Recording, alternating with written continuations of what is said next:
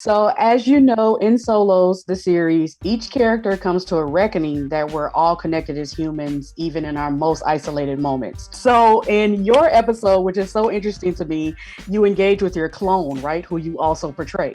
So, I wanted to ask you, if faced with that decision and ability to clone yourself, would you do it? Why or why not? I wouldn't do it. I feel like for me, the idea of cloning yourself is so egotistical that I wouldn't be able to live with myself after cloning myself. Like, it's hard enough just having kids. Like, it's like, I want to have someone in my likeness. Like, that's the most egotistical thing of all time.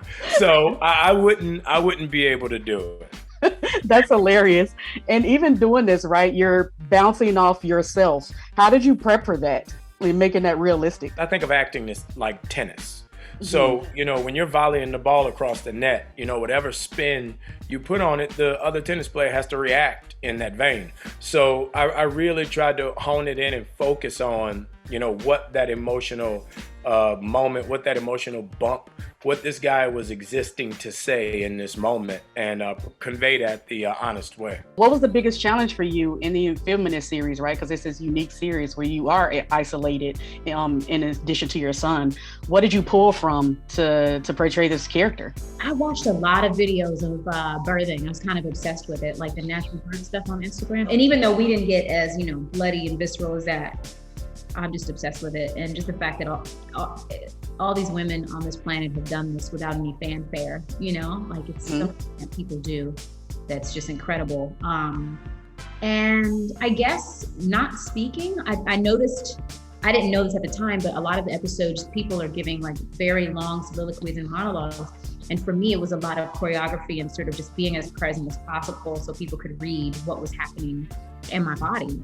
In the past year, what have you learned about yourself in this period of isolation in connection to your desire to connect with other people? I've learned that I'm definitely a pandemic kind of guy. It's really sad to say and joke about because so many people have lost their lives. So many people have been affected by the pandemic, but it's really been a positive experience for me, just simply because I've learned, so much about myself and the idea of being, it's not bad or wrong to be a hermit.